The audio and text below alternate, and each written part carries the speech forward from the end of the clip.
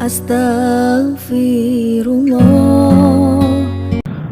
Assalamualaikum warahmatullahi wabarakatuh.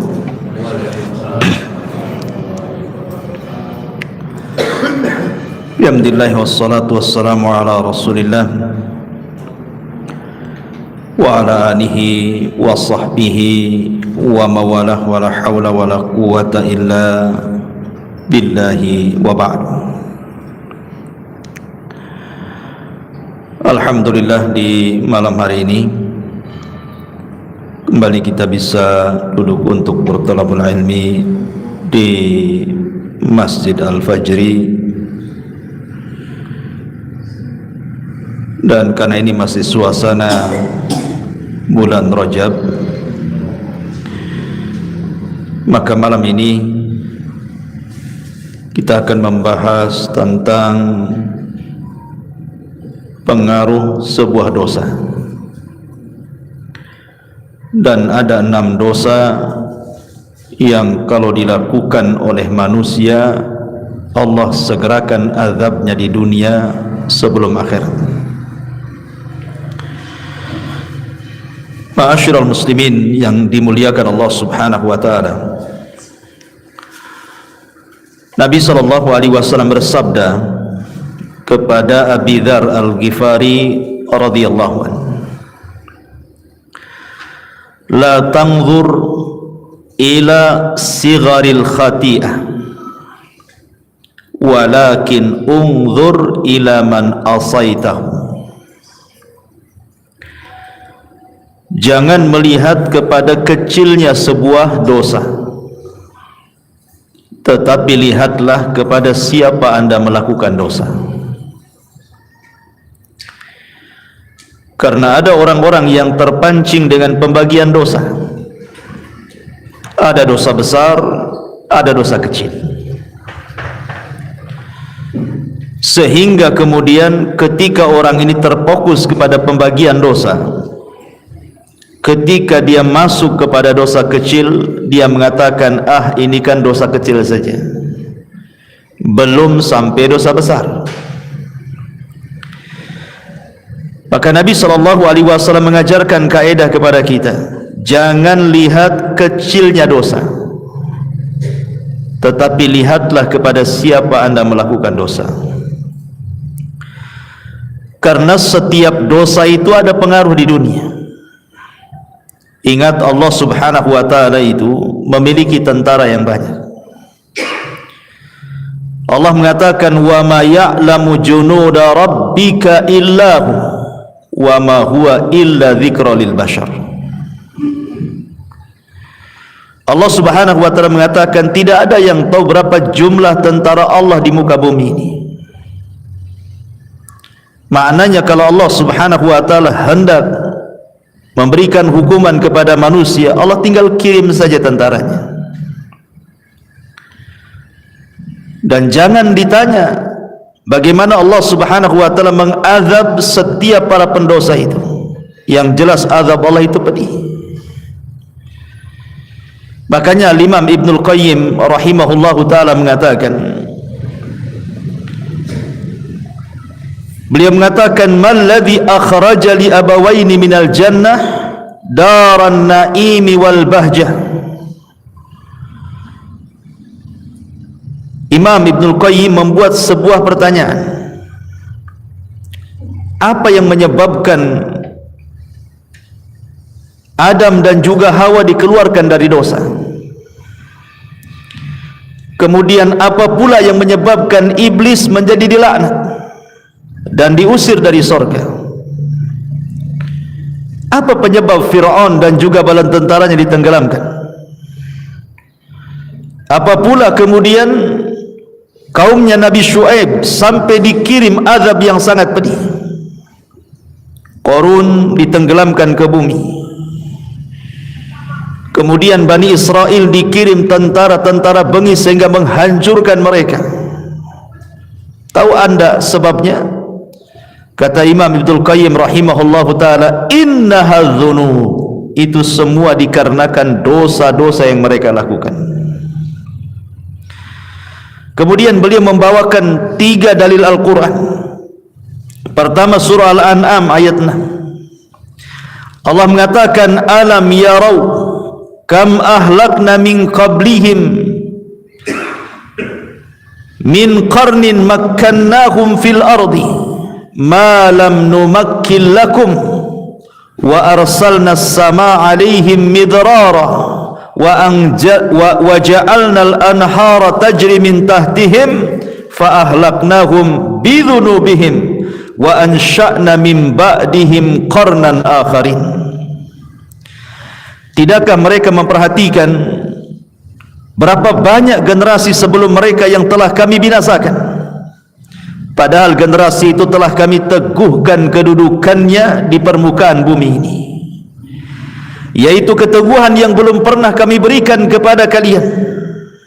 Tapi kami curahkan hujan yang lebat untuk mereka, dan kami jadikan sungai-sungai mengalir di bawah mereka. Kemudian kami binasakan mereka karena dosa-dosa mereka sendiri, dan kami ciptakan generasi yang lain setelah generasi mereka.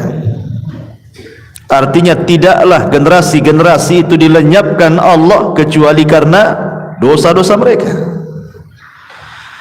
Kemudian juga di dalam surah Al-Ghafir ayat 2 Allah katakan, awalam yasiru fil ardi fayanzuru kaifa kana akibatul ladzina kanu min qablihim kanu hum ashaddu minhum quwwatan wa athara fil ardi fa akhadhahumullahu bidhunubihim wa ma kana lahum minallahi min wahid. Dan apakah mereka tidak mengadakan perjalanan di permukaan bumi, lalu memperlihatkan bagaimana kesudahan orang-orang yang sebelum mereka? Orang-orang itu lebih hebat kekuatannya daripada mereka, dan lebih banyak peninggalan-peninggalan peradabannya di bumi, tetapi Allah azab mereka karena dosa-dosanya, dan tidak akan ada satu apapun yang melindungi mereka dari azab Allah subhanahu wa ta'ala. Kemudian sebutkan juga dalam surah Al-Ankabut ayat 40, fakullan akhadna bidhambihi faminhum man arsalna alaihi hasibah wa minhum man akhadathu as-sayhatu wa minhum man khasafna bihi al-ard wa minhum man aghraqna wa ma kana Allahu liyadlimahum walakin kanu anfusahum yadlimun. Maka masing-masing mereka kami azab karena dosa-dosa mereka. Di antara mereka ada yang kami timpakan kepadanya hujan batu, ada yang kami timpakan suara keras yang mengguntur, ada yang kami benamkan ke dalam bumi, dan ada pula yang kami tenggelamkan di lautan. Allah sama sekali tidak hendak menzalimi mereka, akan tetapi merekalah yang menzalimi diri-diri mereka sendiri. Kesimpulan perkataan Imam Ibnul Qayyim ini, ikhwatu fiddin yang dimuliakan Allah subhanahu wa ta'ala, bahwa setiap dosa itu punya pengaruh. Punya pengaruh. Kita lihat di masyarakat, ikhwan, karena pelajaran yang paling berharga itu adalah dengan melihat orang sekitar. Itu pelajaran yang berharga. Tidak perlu sekolah. Lihat saja orang sekitar kita, itu madrasah terbesar bagi kehidupan kita. Lihat orang-orang yang setiap hari murung saja. Kenapa dia bisa murung? Lihat orang-orang yang dulunya dihormati, tiba-tiba jatuh kemudian dicela manusia. Kenapa bisa dicela? Lihat orang-orang yang dulunya kekar binaraga, tiba-tiba jatuh stroke. Kenapa dia bisa stroke? Lihat orang-orang yang dulunya anak-anaknya lucu-lucu, setelah besar durhaka pula kepada orang tua. Kenapa dia bisa durhaka? Lihat orang-orang yang dulunya kaya raya, tiba-tiba kemudian bankrupt, meminta-minta. Kenapa bisa meminta-minta? Lihat orang-orang yang terbaring, hidupnya hanya menangis, sedih, ditinggalkan manusia. Kenapa mereka sampai seperti itu? Tidak lain dan bukan, ma'asyiral muslimin yang dimuliakan Allah Azza wa Jalla, itu kan disebabkan dosa. Ada orang-orang yang tidak diberikan taufik oleh Allah, susah ibadah, susah belajar, selalu bertengkar dengan manusia, tidak baik hubungan dengan keluarganya, dan begitu seterusnya. Kita saksikan di masyarakat macam-macam orang, atau mungkin kita rasakan. Tidak lain dan bukan, ma'asyiral muslimin, itu macam-macam Allah subhanahu wa ta'ala hendak menguji manusia karena dosa kita yang kita lakukan masalahnya. Dan ma'asyiral muslimin yang dimuliakan Allah azza wa jalla, setiap dosa itu al-jaza min jinsil amal. Sebuah balasan itu pasti disesuaikan dengan amalannya. Balasan Allah itu pasti disesuaikan dengan dosanya. Perhatikan sabda Nabi sallallahu alaihi wasallam. Ketika Nabi sallallahu alaihi wasallam mengumpulkan muhajirin, kemudian Nabi sallallahu alaihi wasallam mengatakan, "Sun idza tulitum bihinna wa a'udzu billahi an tudrikuhun." 5 perkara kata Rasul, jangan sampai menimpa kalian. Kalau sampai menimpa kalian, aku berlindung kepada Allah, jangan sampai menimpa kalian. Yang pertama kata Rasul, lam tazharil fahisyah fi qaumin qat hatta yu'linu biha illa fasha fihi mutta'un wal auja allati lam takun madat fi aslafihim alladhina madaw. Tidaklah sebuah fahisyah, perzinahan, homoseksual, LGBT dan yang semacamnya menyebar, dan itu sudah terang-terangan, sudah tidak sembunyi-sembunyi lagi, kecuali akan disebar kepada mereka penyakit taun dan penyakit-penyakit yang belum pernah terjadi di zaman Nabi. Kemudian yang kedua, lam yanqusul mikyala wal mizana illa ukhidhu bisinin wasyiddatil maunati wa jawri sultani alaihim. Tidaklah mereka curang dalam dagang, mulai mengurang-urang takaran, mengurang-urang timbangan, mengurang-urang meteran, kecuali mereka akan dikirim paceklik yang berkepanjangan. Susahnya ekonomi bahkan dikuasakan kepada mereka penguasa-penguasa zalim. Kemudian yang ketiga, walam yamna'u zakata amwalihim illa muni'ul qatra minas sama walaula al-bahaim lam yumtar. Tidaklah mereka bakhil, tidak mau mengeluarkan zakat-zakat mereka, kecuali Allah tahan hujan dari langit. Kalaupun turun hujan, itu hanya untuk binatang-binatang ternak, tapi tidak menyuburkan bagi manusia.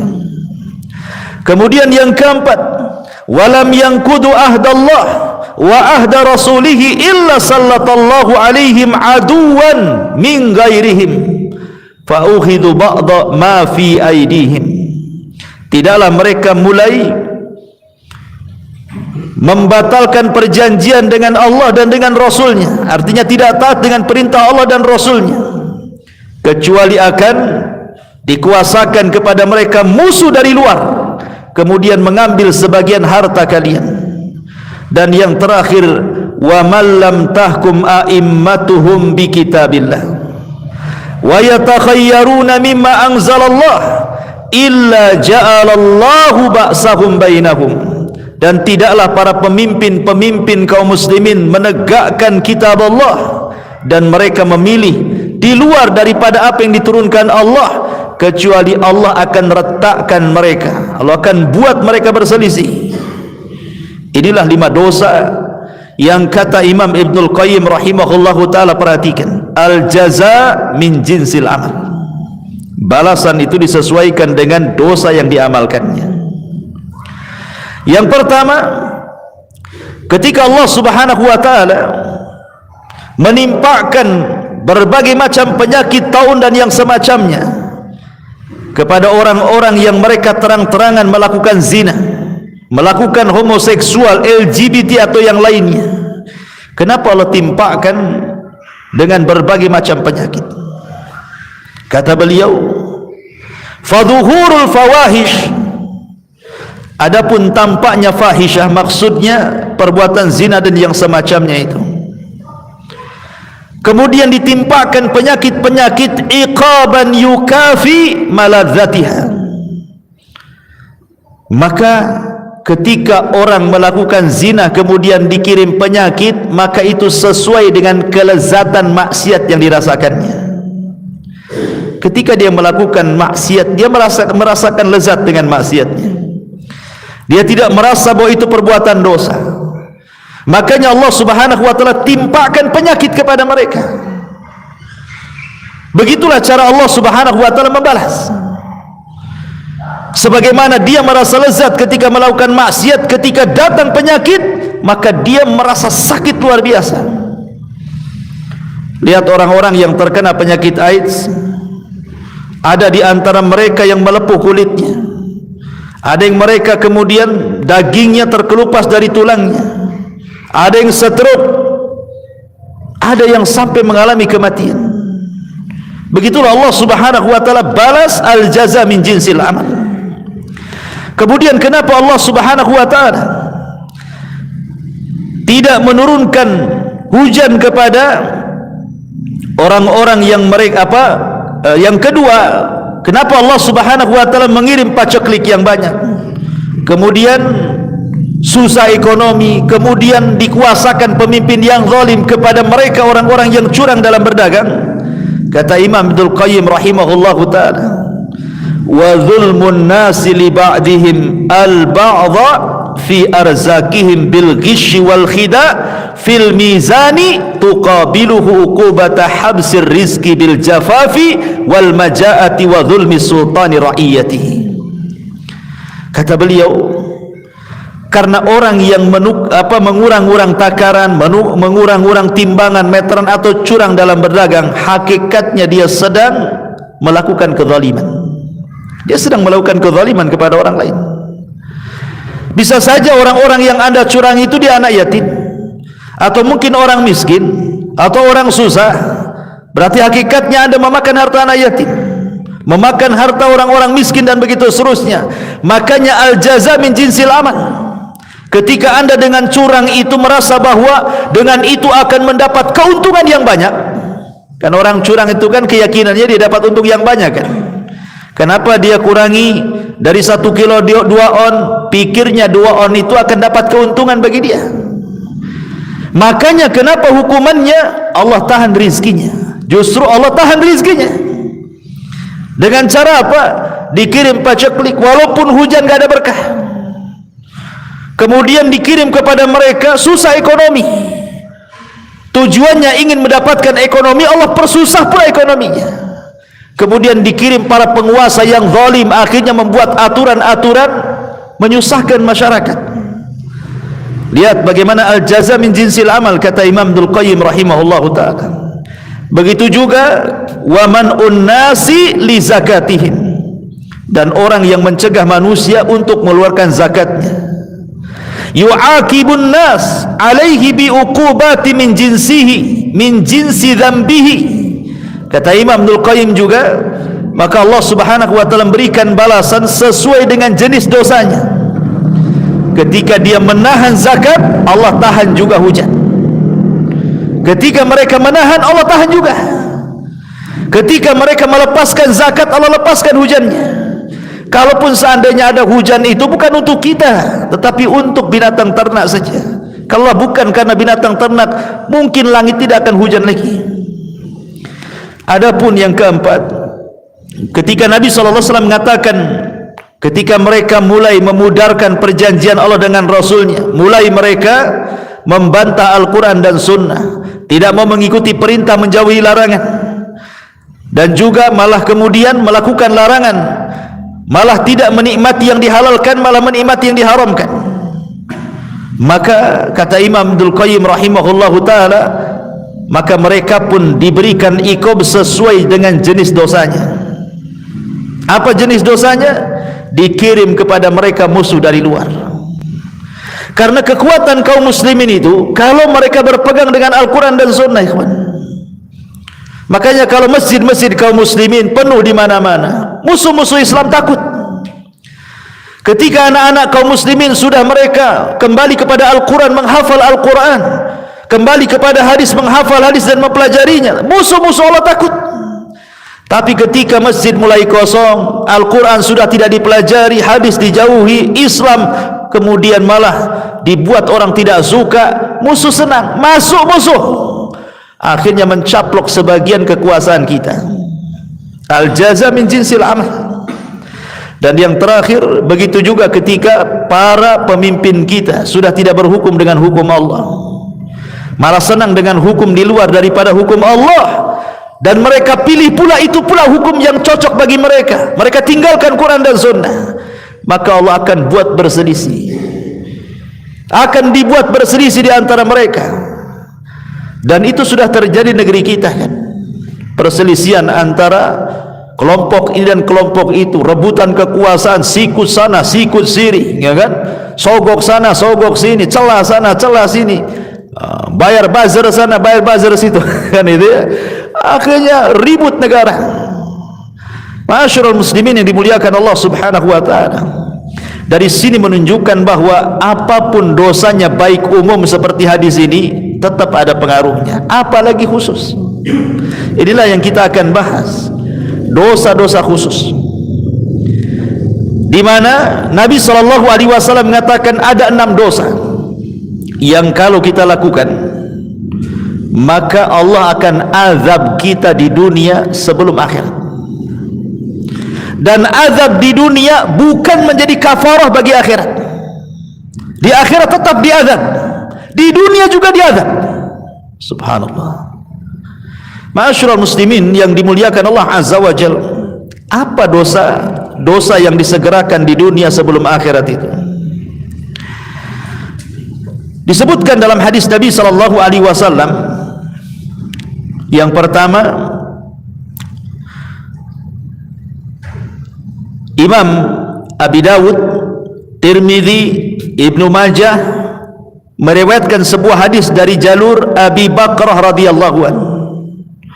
Nabi sallallahu alaihi wasallam bersabda, "Ma min dzambin ajdaru an yu'ajjilallahu li sahibihi al-'uqubata fid dunya ma'a ma yaddakhiruhu lahu fil akhirati mithlul baghi wa qati'atir rahimi." Dari Abi Bakrah radhiyallahu anhu, Nabi SAW bersabda, tidak ada satu dosa yang lebih pantas untuk disegerakan kepada pelakunya hukuman di dunia sebelum hukuman di akhirat, melainkan al-baghi wa qati'atir rahim. Pertama al-baghi, yang kedua qati'atur rahim. Hadis ini disahihkan oleh Syekh Nasiruddin Al-Albani rahimahullahu taala fi Sahih Abi Dawud. Jadi yang pertama al-baghi. Apa al-baghi? Al-baghi itu artinya az-zulmu, kezaliman. Kezaliman ini ikhwatu fillah muliakan Allah subhanahu wa ta'ala, sangat dibenci oleh Allah subhanahu wa ta'ala. Makanya Allah subhanahu wa ta'ala berfirman dalam hadis qudsi, apa firmannya? Inni haramtu zulma ala nafsi wa ja'altuhu muharraman bainakum fala tadzalamu. Kuharamkan kezaliman kepada diriku dan kuharamkan kezaliman pula bagi kalian. Ma'asyiral muslimin yang dimuliakan Allah Azza wa Jalla, saya akan sebutkan beberapa kisah menunjukkan bahwa zalim itu akan ada hukuman di dunia sebelum akhirat. Ingat ketika saya menceritakan kepada antum tentang kisah Hajjaj ibn Yusuf al-Thaqafi. Hajjaj ibn Yusuf al-Thaqafi, seorang jenderal hafal Quran tetapi bengis. Berapa banyak jiwa para sahabat, para tabi'in dibantai dia. Jadi suatu ketika dia melakukan penyerangan dan menaklukkan Mekah dan Madinah, ada seorang hamba yang saleh namanya Sa'id ibn Zubair radhiyallahu anhu. Sa'id ibn Zubair radhiyallahu anhu. Sa'id ibn Zubair disiksa oleh Hajjaj ibn Yusuf sampai akhirnya kemudian dia dirantai mulai dari leher, tangan dan kaki, sampai dia mengatakan kepada Hajjaj, ya Hajjaj, kalau engkau hendak membunuhku silahkan, tapi tolong sekarang waktu sholat, aku ingin sholat. Kemudian kata Hajjaj ibn Yusuf ini, ya adu Allah, wahai musuh Allah, engkau tinggal solat saja, mau kuarahkan ke kiblat mana?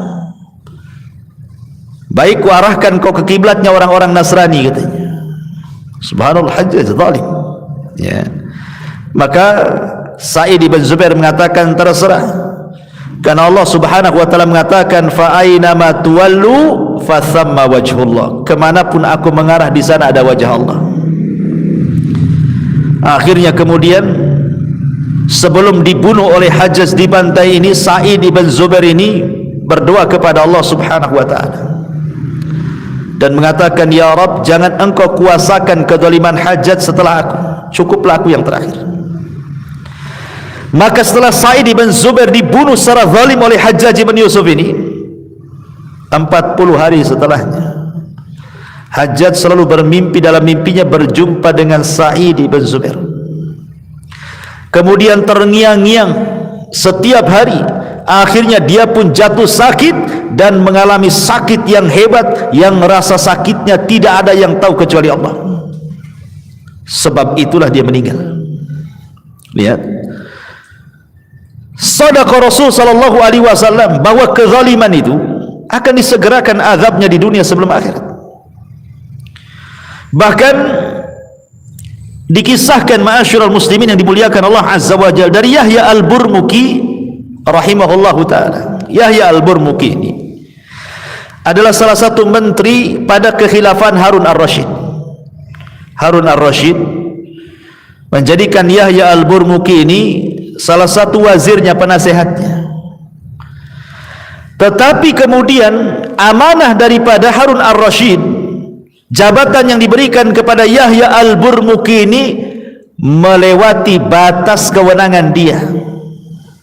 Akhirnya dia pun melakukan kezaliman, memperkaya dirinya dan begitu seterusnya, menzalimi orang lain.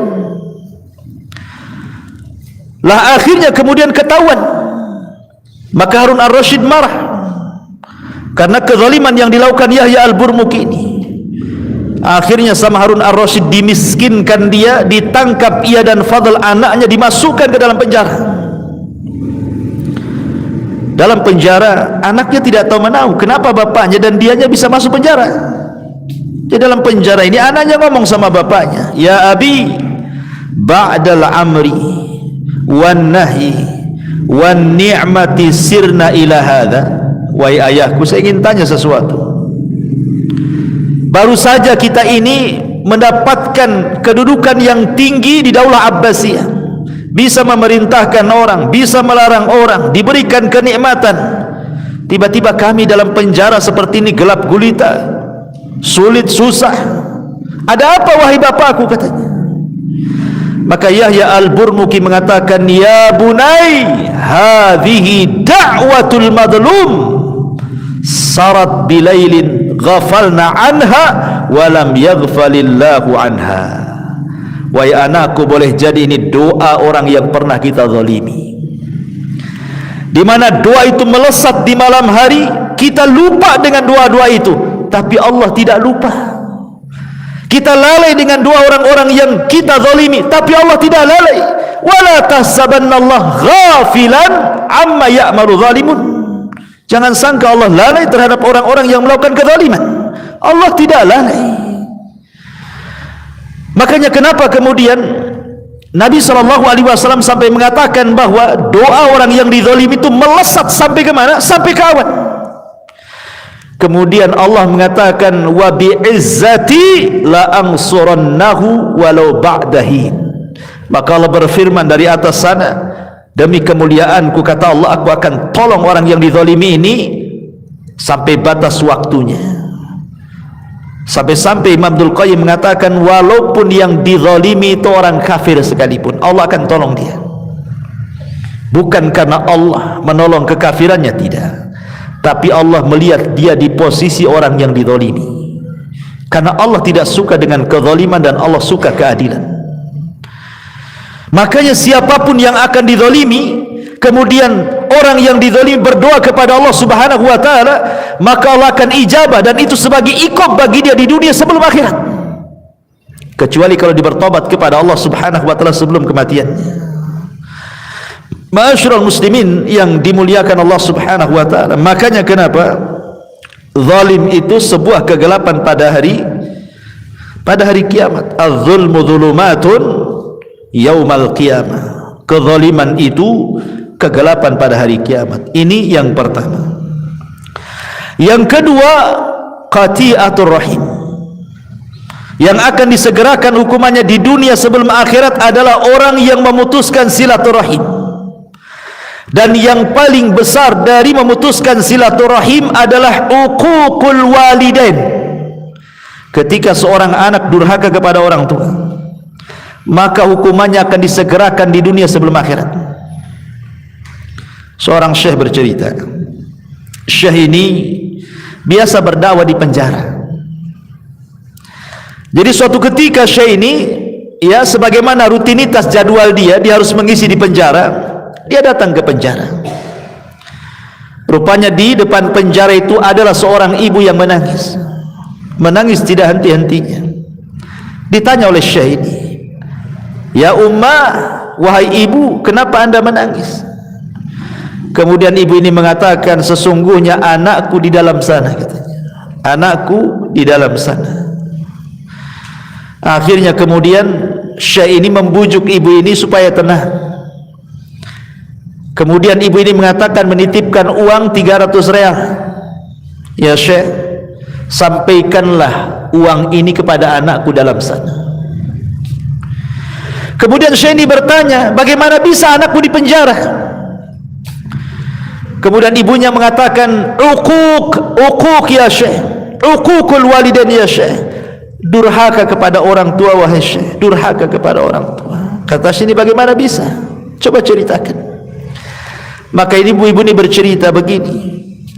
Jadi suatu hari ayahnya memerintahkan sesuatu dengan nada tinggi. Tidak terimalah dia anaknya ini. Akhirnya adu mulut antara bapa dan anak ini. Entah kenapa anak ini kemudian menempeleng bapaknya sampai pingsan. Bapaknya ditempeleng sampai pingsan. Ya. Akhirnya kemudian ketika dia sadar, dia tidak terima, dilaporkan ke polis, ditangkap, masuk penjara dia. Kata syekh, "La haula wala quwata illa billah." Akhirnya diambil uang itu. "Baik, akan saya sampaikan uang ini setelah saya izin ke sipir dulu, karena tidak boleh masukkan sembarang barang ke dalam penjara. Setelah dapat izin masuk dia." Lah kebetulan syekh ini mulai tadinya hendak menyampaikan materi lain, tapi karena berjumpa dengan ibu itu, akhirnya ketika dia ceramah, materinya fokus kepada bahaya uququl walidain. Syekh ini tidak tahu yang mana satu anak itu. Yang diceritakan ibu itu dari sekian narapidana dalam penjara itu, mana satu tidak tahu, tidak pernah kenal siapa namanya, bagaimana rupanya, tidak tahu. Akhirnya syekh ini menceritakan tentang bahaya uququl walidain dengan mengatakan, "Fala taqul lahuma uffi wa la tanharhuma." Mengatakan A saja tidak boleh, apalagi kemudian membentaknya, apalagi sampai memukulnya. Kemudian diceritakan tentang bahaya ancaman-ancaman di dunia, di neraka ini. Tiba-tiba di balik tiang itu, rupanya anak itu ada di balik tiang. Entah kenapa anak ini seperti orang mabuk, entah ngantuk, entah mabuk, entah apa gitu, mendengarkan kajian. Tiba-tiba oleng, kepalanya membentur tiang itu, kemudian pingsan. Al-jaza min jinsil amal. Sebagaimana dia menampar bapaknya pingsan, dia kejeduk tiang, dia pingsan juga. Allah kasih cash di dunia. Ya. Setelah kemudian syekh ini melihat ada apa itu, siapa yang pingsan itu, ditanya-tanya, rupanya anak daripada ibu tadi. La haula wala quwata illa billah.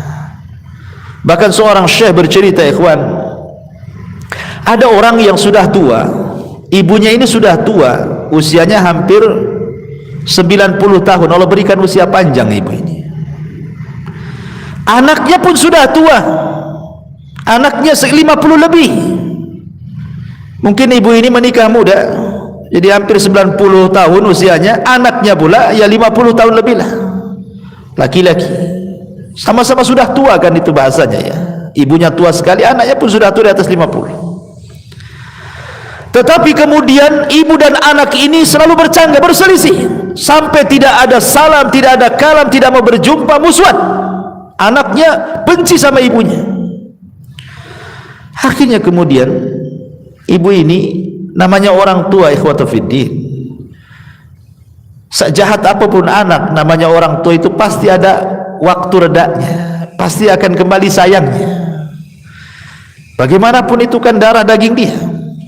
Jadi ibu ini datang kepada seorang syekh dan mengatakan, ya syekh, bisa enggak kau damaikan aku dengan anakku, katanya.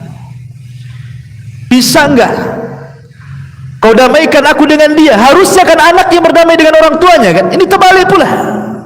Ibunya datang kepada syekh, ya syekh, tolong damaikan aku dengan anakku, katanya. Kata syekh, baik, karena ini sebuah pekerjaan yang bagus, dipuji oleh Allah Subhanahu wa taala. La khaira fi katsiri min najwahum illa man amara bi shadaqatin aw ma'rufin aw islahin bainan nas. Tidaklah kebanyakan ucapan manusia di atas kebaikan kecuali orang memerintahkan kepada kebaikan, memerintahkan sedekah dan mengislah di antara orang yang bertikai. Kata syekh, baik, kita datangi anak. Dibawalah orang tua ini oleh syekh ini ke rumah anaknya, ya. Kemudian diketuk pintunya. Ketika anak ini melihat ibunya, langsung emosi, tidak terima.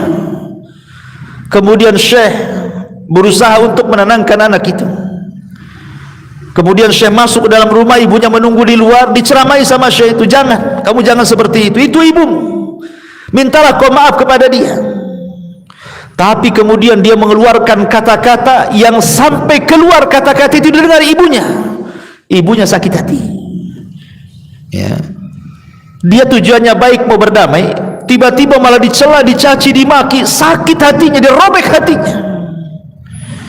Akhirnya kekeh anak itu tidak mau minta maaf sama orang tuanya. Maka sebelum pulang, entah kenapa ibunya terlontar kalimat, ya Rabb, kama akhraqani, sebagaimana dia telah membakar hatiku, menjadi panas hatiku, menjadi hancur hatiku, katanya, maka bakarlah hatinya, katanya. Kemudian kata ibunya, ya syekh, pulang kita, katanya. Pulang, ya. Baru sehari dua hari, entah kenapa kemudian anak itu mengalami sakit di dadanya, panas luar biasa, ya, panas. Sampai dia datang ke tabib. Tabib pun bingung, itu penyakit apa tuh? Kok bisa panas gitu ya dalamnya tuh, kayak terbakar gitu hatinya. Sampai dokter angkat tangan, tidak bisa, ini nggak tahu penyakit apa ini, katanya. Akhirnya dia cobalah baru sadar, jangan-jangan kemudian ini kesalahan dia dengan ibunya. Dia coba datang kepada syekh tadi, kemudian mengatakan, ya syekh, pernahkah ibuku mengatakan sesuatu tentang aku, katanya. Saya tidak tahu. Kalau begitu kau minta maaflah sama orang tuamu. Ma'asyiral muslimin yang dimuliakan Allah Azza wa Jalla, dari dua kisah ini saja kita mengetahui bahwa al-jaza min jinsil amal. Jadi ada balasan-balasan orang-orang yang mutus silaturahim, durhaka kepada orang tua itu, Allah akan balas di dunia sebelum akhirat. Lihat ceritanya Jurez. Jurez ini durhaka kepada orang tua itu hanya gara-gara dipanggil tak mau datang. Bukan lagi tidur, bukan lagi kerja, tidak, lagi sholat. Jurez kan lagi sholat. Masalahnya kan dia sholat sunnah. Harusnya dia batalkan, karena panggilan ibu wajib, sholat sunnah itu sunnah saja kan. Secara hukum ilmunya adalah batalkan sholat sunnah, ikut panggilan orang tua, itu yang benar. Tapi Jurez orang jahil tapi ahli ibadah. Dia berpikir bahwa hak Allah didahulukan dibandingkan hak orang tua, diteruskan pula sholatnya. Ketika ibunya memanggil sekali, tidak kunjung juga datang. Besoknya gitu lagi, dipanggil, dia sedang sholat, dipanggil, tidak kunjung datang, sampai 3 kali. 3 hari berturut-turut dipanggil pula, tak mau datang. Ibunya kan tidak tahu Jurez ini sedang apa. Akhirnya ibunya berdoa kepada Allah, ya Rabb, kalau Jurez seperti ini kepada aku, katanya, dia fokuskan ibadah yang tidak mempedulikan ibunya sendiri, jangan kau wafatkan ya Rabb si Jurez sampai kau kirimkan pelacur untuk memfitnah dia, katanya. Subhanallah. Ketika doa ibu ini merasa dizalimi kan itu. berdoa. Akhirnya betul, tiba-tiba kemudian ada orang yang tidak suka dengan Jurez. Dia sewa pelacur, kemudian dikatakan kau goda Jurez itu sampai berzina. Akhirnya dia pun menggoda, tapi Jurez tidak juga tergoda. Akhirnya kemudian disiasati. Di situ ada penggembala kambing, berzinalah wanita itu dengan penggembala kambing, akhirnya hamil. Kemudian dituduhkanlah anak ini anak Jurez. Setelah lahir, kemudian dikatakan ini anaknya Jurez katanya.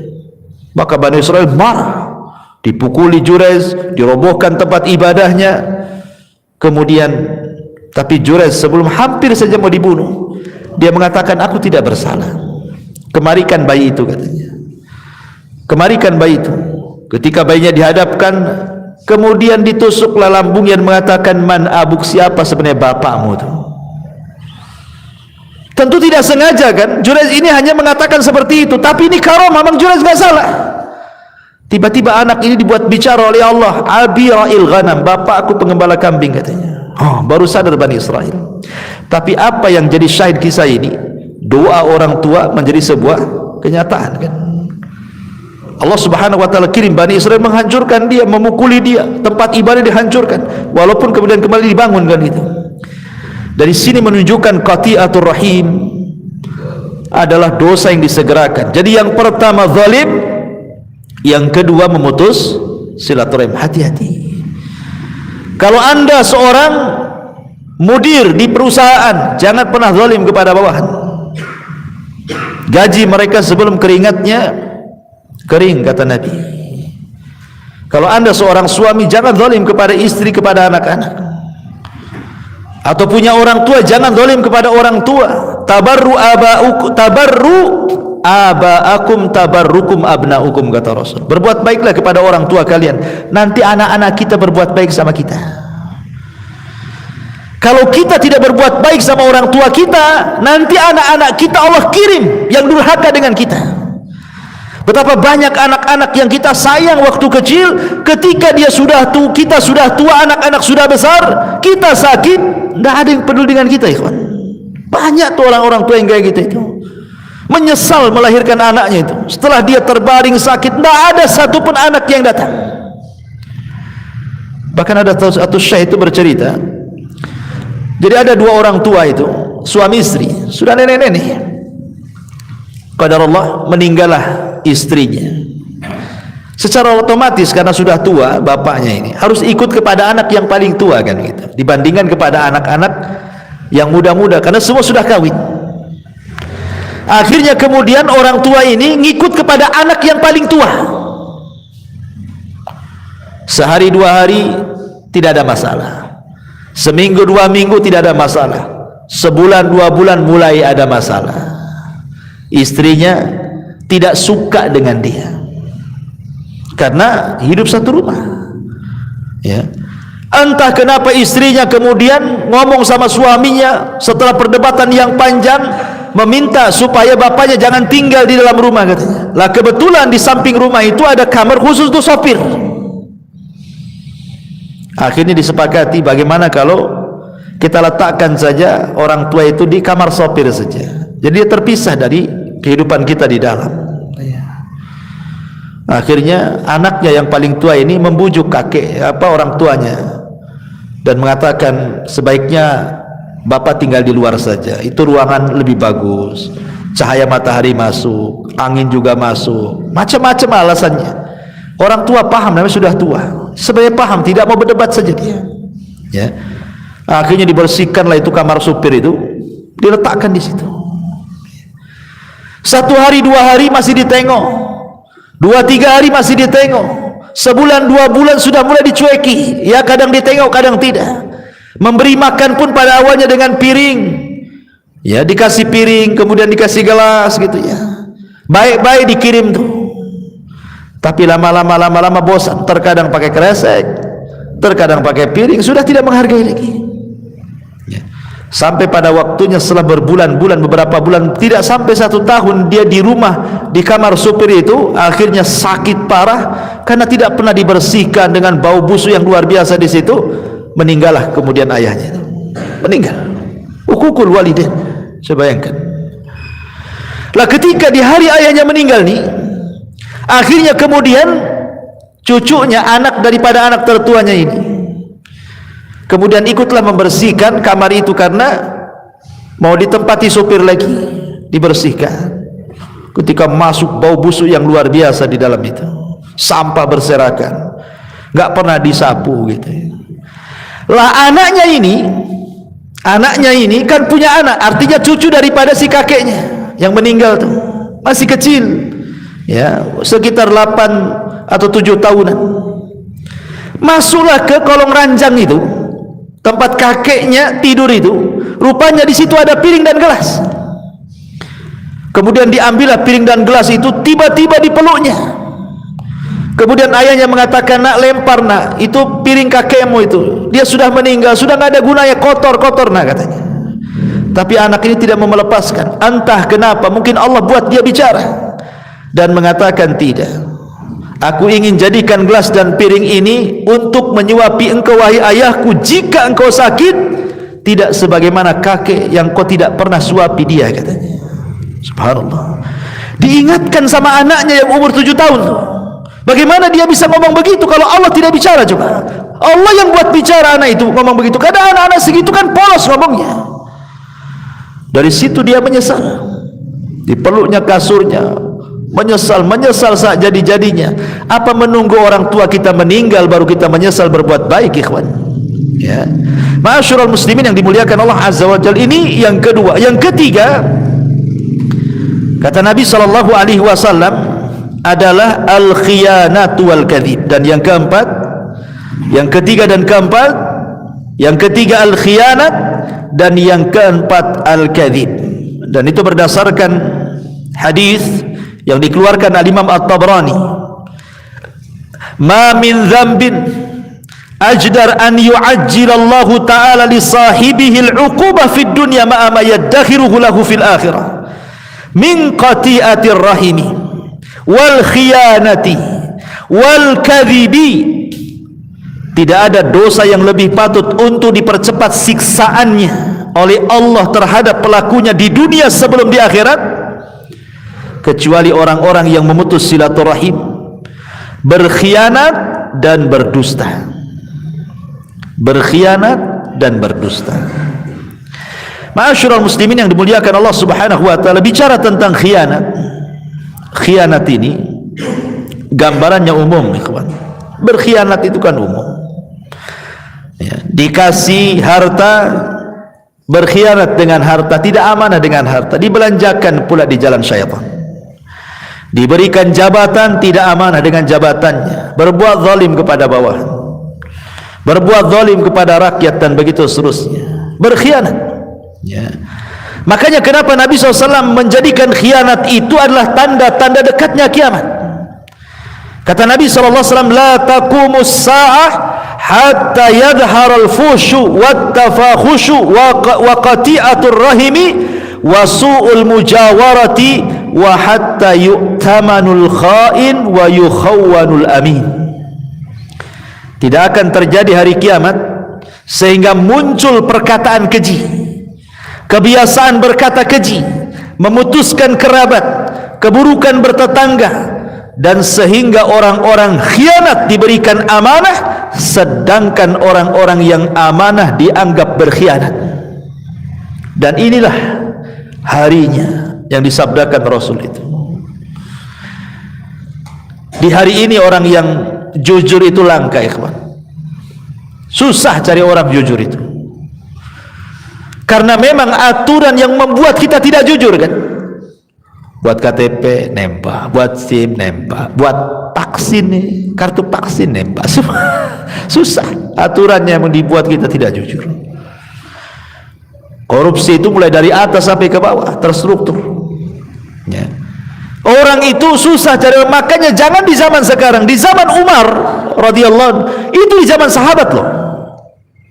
Umar bin Khattab radhiyallahu anhu malam-malam itu belusukan, enggak bawa wartawannya. Kemudian tengoklah ada tenda, kok bercahaya di situ. Karena begini, ikhwan, gambaran di zaman Umar itu. Umar itu menyediakan tenda-tenda yang banyak. Untuk apa? Untuk orang-orang yang dari daerah ingin mengadu nasib ke kota, ke Madinah. Jadi fasilitasi tempatnya itu. Kemudian mereka dikasih tenda sama penerangan. Itu pun ditentukan waktunya dari jam sekian ke jam sekian harus dimatikan. Dari pemerintah. Begitulah Umar radhiyallahu an memfasilitasi rakyatnya. Jadi orang-orang dari daerah kayak kita di sinilah umpamanya kan, ingin mengadu nasib ke Jakarta, ke ibu kota. Jadi mungkin di ibu kota itu sama pemerintah sudah disediakan apartemen-apartemen gratis gitu ya. Kan enak tuh kalau punya pemimpin kayak Umar itu ya. Ya entah kapan lagi lah Umar itu ada kan itu. Nggak ada lagi Umar, nanti nunggu Imam Mahdi mungkin ya. Jadi Umar radhiyallahu anhu ini malam-malam nampak kok ada tenda yang belum dimatikan, harusnya mati jam segini.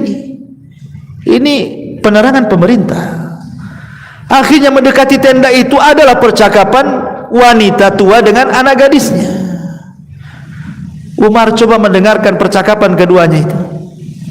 Jadi ibunya ini ngomong sama anaknya, "Nak, bagaimana kalau kita besok jualan air susu ini kita campur dengan air mineral supaya banyak untungnya?" Begitulah curang dalam dagang itu modusnya kurang lebih sejak zaman Umar sampai sekarang, main campur-campur kan. Ya kan? Pemanya jual jeruk bilangnya beras tagi, ya taunya beras busuk kan itu. Bilang salak pondok, ternyata salak kubu kan itu. Enggak tahu kita ini. Dicampur-campur kan itu ya. Itulah memang dari sejak zaman dulu namanya curang dalam dagang, main campur-campur yang baik dengan yang buruk dan begitu seterusnya. Tapi anak gadisnya ini subhanallah anak solehah. Dia mengatakan kepada ibunya, "Bu, jangan. Umar bin Khattab Amirul Mukminin membuat aturan dalam jual beli tidak boleh curang." Kata ibunya, "Nak, Umar tidak tahu." Pada Umar di samping tendanya tuh. Umar tidak tahu. Tapi anak gadisnya sekali lagi mengingatkan kepada ibunya, "Bu, walaupun Umar tidak tahu, tapi Umar punya Rabb, punya Tuhan, dan Tuhannya Umar juga Tuhan kita. Tuhannya Umar tahu." Ya. Akhirnya sadar ibunya. Umar bergegas pulang, kumpulkan anak laki-lakinya semua, Ibnu Umar, Qasim ibn Umar, anak laki-lakinya banyak. Kata Umar bin Khattab, "Siapa yang siap nikah di antara kalian?" "Siapa?" katanya. "Tuh ada bibit unggul tuh sana," katanya. Rupanya Qasim ibn Umar mengatakan, "Saya wahai abi, besok ikut saya." Dilamarkan gadis dalam tenda, orang susah, dinikahkan dengan orang nomor satu, anak orang nomor satu, Khalifah Amirul Mukminin. Karena di zaman itu yang dilihat agama, bukan dilihat harta, bukan kayak zaman sekarang kan gitu. Walaupun hafal Quran, nggak ada kerjaan buat apa? Emang saya makan ayat katanya. Bagus sama dokter jelas katanya gajinya bulanan. Ya, ini hafal Quran gojek lagi nggak jelas hasilnya. Zaman sekarang kan gitu ya. Kalau zaman dulu kan tidak. Ya. Zaman dulu itu ilmu luar biasa dihargai kan, apalagi kejujuran. Makanya Qasim ibn Umar menikahlah dengan wanita ini. Lahirlah seorang putri namanya Lailah. Dari Lailah inilah lahir tokoh fenomenal sepanjang sejarah, Umar bin Abdul Aziz. 2 tahun 5 bulan berkuasa, nggak ada orang miskin di zamannya. Dialah penegak keadilan sampai orang menyangka itulah Al-Mahdi yang dikatakan Nabi. Ya. Masyarul muslimin yang dimuliakan Allah Subhanahu wa taala. Tapi syahidnya dalam kisah Umar bin Khattab, bagaimana Amirul Mukminin menghargai kejujuran. Menghargai kejujuran. Kalau di zaman sekarang ada orang jujur di tengah-tengah para pengkhianat, sebentar aja ikut pengkhianat dia. Kalau tidak jadi pengkhianat, dimusuhi oleh para pengkhianat. Gimana caranya disingkirkan kan begitu? Masyarul muslimin yang dimuliakan Allah Azza wa Jalla. Makanya kemudian khianat ini bahaya dan banyak jenisnya. Berkhianat ini. Makanya kenapa Nabi SAW sampai mengatakan para pengkhianat ini akan disegerakan hukumannya di dunia sebelum akhirat. Karena bahaya para pengkhianat, bisa menghancurkan negara. Ingat runtuhnya Baghdad di tangan Tatar, orang-orang Mongol, sampai akhirnya dibantai, mulai dari anak kecil, wanita, dewasa, habis dibantai satu kota Baghdad sama orang-orang Tatar itu. Siapa yang berkhianat? Orang Syiah. Orang Syiah membocorkan rahasia, berkhianat dengan orang-orang Tatar, akhirnya menghancurkan Baghdad. Khianat ini bisa menghancurkan negara, ya kawan. Ulama dibantai, kitab-kitab dibakar, itu pengkhianatan orang Syiah tuh. Ibnu Qumi, ya. Ma'asyiral muslimin yang dimuliakan Allah Subhanahu wa taala. Kemudian, dan gambaran orang khianat ini macam-macam, mulai dari negara sampai ke masalah rumah tangga. Ya, menceritakan seorang suami menceritakan tentang keburukan istrinya, atau istri menceritakan keburukan suaminya. Ini kan berkhianat namanya, ya, kan ada tuh yang seperti itu, ya. Kemudian juga yang keempat yang disegerakan hukumannya adalah al-kadzib, dusta. Dan dusta ini disebutkan dalam hadis Nabi SAW, yahdi ilal fujur, mengarah kepada fujur, keburukan. Wal fujuru yahdi ilan nar, dan keburukan itu mengarah ke neraka.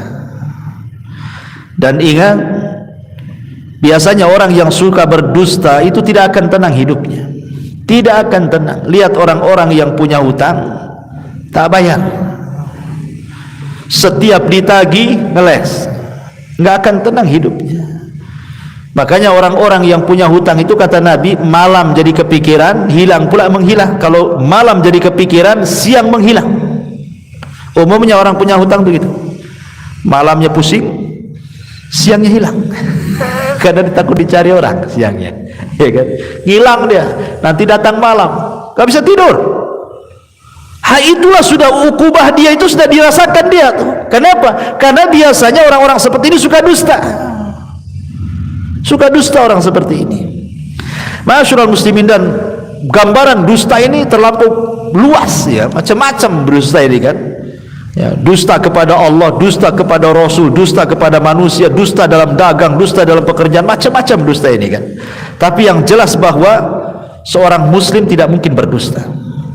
Ketika Rasul mengatakan, Rasul ditanya, Rasul, mungkinkah seorang muslim itu penakut? Mungkin. Karena orang jihad itu tidak semua berani. Mungkin seorang mukmin itu penakut. Mungkinkah seorang mukmin itu bakhil? Mungkin, kata Rasul. Karena kecintaan kepada harta, akhirnya dia bakhil. Kemudian mungkinkah seorang muslim itu pendusta? Kata Rasul, tidak ada seorang muslim itu pendusta. Seorang muslim boleh pengecut, seorang muslim boleh bakhil, tapi seorang muslim tidak mungkin berdusta, kata Nabi. Karena dusta itu bukan akhlak seorang muslim. Ya, makanya kenapa kemudian ini pun hukumannya disegerakan sebelum di akhirat. Hati-hati, jangan suka berdusta. Kemudian yang nomor 5 adalah mahabbatu isya'atil fahisyah, suka menyebarkan habar-habar buruk. Allah Subhanahu wa taala mengatakan dalam surah Nur ayat 19, innalladzina yuhibbuna an tasyi'al fahisyata fil ladzina amanu lahum adzabun alimun fid dunya wal akhirah wallahu ya'lamu wa antum la ta'lamun. Sesungguhnya orang-orang yang suka tersebar keburukan di tengah-tengah orang yang beriman, bagi mereka azab yang pedih di dunia dan juga di akhirat. Di dunia dapat azab, di akhirat dapat azab, dan Allah mengetahui dan kalian tidak tahu. Dan ini penyakit yang sekarang menyebar nih, yang kelima ini. Bayangkan, Al-Quran yang mengatakan baru cinta saja tersebarnya sebuah keburukan, itu sudah diazab di dunia. Apalagi dia yang menciptakan keburukan, dia pula yang menyebarkannya. Sekarang ada handphone di mana-mana. Terkadang-kadang kalau dia orang awam, tidak tahu apa-apa gitu kan, buat kontennya itu maksiat. Nah, umpamanya seorang perempuan joget-joget nampak aurat, habis itu di-share, ya kan, di TikTok kok di apa, supaya dapat pendukung, penonton, ya, subscribe, ya kan? Subhanallah, itu menyebarkan keburukan, menyebarkan musik-musik yang gak jelas, ya kan. atau menyebarkan berita. Ini tahun politik nih, hati-hati nih. Saling serang-serangan gak jelas, ya kan? Menjelekkan yang sana, yang ini menjelekkan yang sana gitu. Kemudian bazar-bazarnya ngikut komentar. Anta syi'al fahisyah. Hati-hati. Ya, ini tahun-tahun politik, hati-hati. Tahun-tahun politik itu banyak beristighfar lah, meminta kepada Allah supaya Allah memberikan pemimpin yang terbaik. Ya kan? Karena tahun-tahun politik ini antum akan melihat bagaimana fitnah-fitnah menyebar di medsos itu. Akan berseliweran tuh di YouTube antum itu. Entah berita-berita entah enggak jelas itu. Maka berlindunglah kepada Allah Azza wa Jalla. Jangan disukakan, oh senang, oh mantap nih karena saya milih yang ini. Ketika ini serang, oh mantap. Padahal dia enggak ikut, tapi kan senang kan? Senang saja diazab di dunia dan di akhirat, kata Allah. Apalagi dia yang buat berita, dia yang wawancara di YouTube, dia pula yang menyebarkan dengan channelnya. Na'udzubillah. Jangan buat konten-konten fahisyah. Ya. Atau dia marah-marah di YouTube, kan ada tuh orang-orang marah itu kan, ngomong apa saja nggak jelas itu. Kadang-kadang keluar kata binatang disebah biar viral katanya. Anda bukan biar viral, Anda itu sedang mengundang azab Allah tuh. Ya. Makanya ma'asyiral muslimin, ini juga diancam dalam Al-Quran surah Nur ayat 19. Dan yang terakhir, yang keenam adalah nifaq, kemunafikan. Allah Subhanahu wa taala berfirman di dalam Al-Qur'anul Karim, tepat pada ayat ke berapa? Ayat yang ke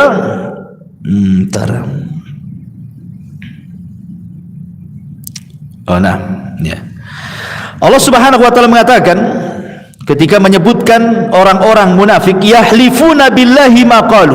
At-Taubah 74. Walaqad qalu kalimatal kufri wa kafaru ba'da islamihim wa hammu bima lam yanalu wa ma naqamu illa an aghnahumullahu wa rasuluhu min fadli fa in yatubu yaku khairan lahum wa in yatawallaw yu'adzibhumullahu adzaban aliman fid dunya wal akhirah. Orang-orang yang mereka bersumpah dengan nama Allah, apa yang mereka katakan, dan sungguh mereka telah mengatakan dengan kalimat kekufuran, dan mereka telah kufur setelah keislaman mereka, maka di ujung ayat Allah mengatakan kalau mereka tobat itu lebih baik, tapi kalau tidak tobat bagi mereka azab di dunia dan di akhirat. Dan orang-orang munafik di zaman sekarang tersebar, ikhwan, Masya Allah. Ada orang jahil mengomentari orang alim, orang jahil bicara soal Islam, kan banyak di sekarang nih. Entah ngomong apa tuh, kayak dia tahu aja soal Islam tuh. Kemudian menyatut-nyatut dalil, mungkin baca Quran saja belepotan tidak bisa kan, tapi seolah-olah dia peneliti hebat, komentator gitu ya, seolah-olah punya ilmu dalam agama. Kalau anda tidak punya ilmu agama, diamlah. Anda kan bukan bidangnya. Karena bagaimanapun Rasul mengatakan idza wusidal amru ila ghairi ahli fantadirisah. Apapun kalau sudah diserahkan kepada yang bukan ahlinya, itu tunggu aja kehancurannya tuh. Islam hancur itu bukan orang luar yang menghancurkan, tapi orang dalam yang munafik yang menghancurkan. Disebarnya Islam-Islam yang kita kenal liberal hari ini contohnya kan, menyamakan agama itu semua sama. Sampai kemudian juga akhirnya dibentur-benturkan Islam itu dengan perkara-perkara yang memang sebenarnya tidak ada berbenturan. Contoh umpamanya ketika datang Natal, kita kan disuruh menghormati orang-orang di luar daripada Islam selama mereka tidak menyerang kita, tidak memerangi kita. Antabarruhum wa tuqsitu ilaihim, kata Allah, untuk berbuat baik kepada mereka dan berbuat adil kepada mereka. Kita disuruh. Tapi kita punya kalimat lakum dinukum waliyadin. Bukan berarti ketika mereka buat acara kita ikut terlibat, ikut pakai atribut mereka, ikut mengucapkan selamat mereka. Coba bayangkan, ternyata orang-orang di luar Islam pun sebenarnya, kalaupun orang Islam tidak ngomong seperti itu pun mereka tidak sakit hati. Yang sakit hati itu gerombolan orang-orang sakit hati dalam Islam mana? Di Disalah-salahkan pula kita yang memfatwakan, jelas-jelas ulama mengharamkan, malah kita pula tidak dikatakan ini enggak nasionalis nih katanya. Mecah belah. Subhanallah ikhwan, orang yang menjaga keyakinannya dibilang memecah belah. Harus dibedakan ikhwan. Masalah toleransi dengan antar umat beragama itu dalam Islam jangan diajarkan masalah ini. Islam paling lengkap. Jangan ajarkan kita soal toleransi. Quran dan Sunnah sudah mengajarkan sedemikian rupa. Ya. Nabi itu hidup di tengah-tengah orang Yahudi loh. Bukan hidup langsung ke Madinah jadi negara Islam, tidak. Pernah hidup bersama orang Yahudi, orang Nasrani, orang musyrik. Rasul lihat bagaimana mengajarkan kepada kita hidup di tengah-tengah antar umat beragama kan. Semua ada ilmunya, ya. Tetapi orang-orang ini wallahu a'lam, salat ke mereka tak salat kita tidak tahu. Hanya model handphone, kemudian di depan handphone nongkrong tak ngomong apa-apa. Itu kan gitu ya. Dia tidak sadar handphone ini sebenarnya cuman ada dua kegunaannya. Anda menolong Islam dengan handphone atau Anda menghancurkan Islam dengan handphone. Itu saja. Ya. Anda beli medsos ini untuk apa? Untuk menghancurkan Islam atau untuk membangun Islam? Karena akan ditanya di hadapan Allah Subhanahu wa taala, ya.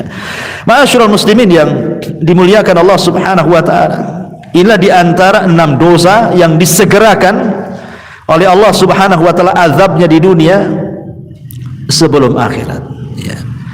Adapun pengaruh-pengaruh dosa itu sudah banyak dijelaskan oleh para ulama seperti Al-Imam Ibnul Qayyim rahimahullahu taala menjelaskan tentang athar adzunub, bagaimana dosa itu punya pengaruh yang luar biasa baik kepada individu ataupun kepada masyarakat. Lihat dalam sebuah kisah yang pernah saya kisahkan, kisah di zaman Bani Israel kan. Kisah Israiliyat sebenarnya, ya, sebagai penyedap saja. Riwayatnya juga masih diteliti, tapi ini masyhur, diletakkan di kitab-kitab tafsir. Jadi ketika Nabi Musa ini sedang mengalami paceklik hebat, tidak turun hujan, akhirnya kemudian mengajak Bani Israel ke tengah lapangan. Musa itu kalimullah ikhwan, Nabi yang biasa berdialog dengan Allah. Setelah melaksanakan istisqa dengan Bani Israel, awan pula bukannya hitam malah makin putih. Nggak dikabulkan kan itu ya.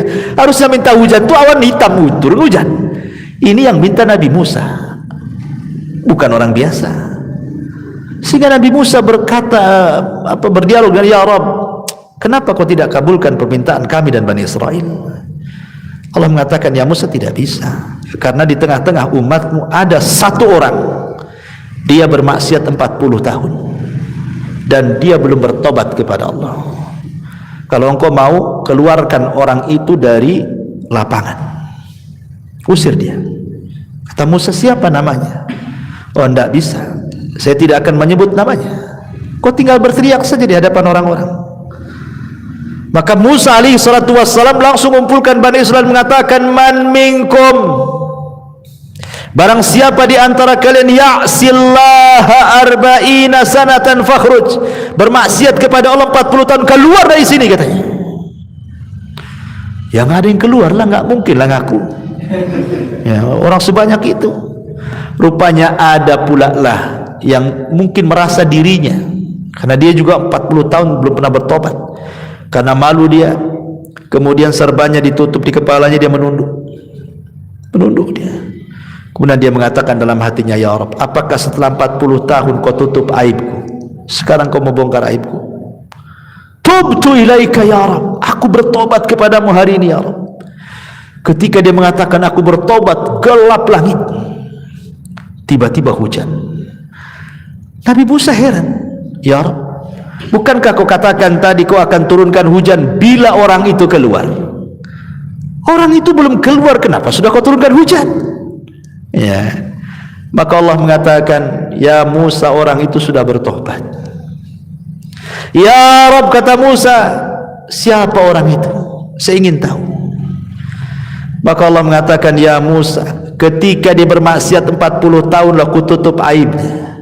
Sekarang dia sudah bertobat, ku bongkar aibnya? Enggak lah. Subhanallah. Syahidnya di sini apa? Satu orang maksiat, satu Bani Israel terkena imbasnya. Ya kan? Satu orang bermaksiat, satu negara kena imbasnya. Itulah pengaruh maksiat. Ya, apalagi kepada pribadi, hadis yang tadi saya jelaskan di awal gitu ya. Apalagi ini bulan Rajab. Sekali lagi saya ulangi pengajian pada minggu yang lalu, perkataan Qatadah ibn Di'amah rahimahullah taala, seorang ahli tafsir, bahwa kezaliman atau perbuatan dosa dilakukan di Ashhurul Hurum, salah satunya bulan Rajab, maka akan dilipat gandakan dosanya dibandingkan kalau antum melakukan dosa di bulan-bulan yang lainnya. Wallahu a'lam bishawab. Ini saja yang bisa saya sampaikan. Mudah-mudahan ada manfaatnya. Subhanaka wa bihamdika asyhadu an la ilaha illa anta astaghfiruka wa atubu ilaik. Allahu ta'ala alam. Assalamualaikum warahmatullahi wabarakatuh.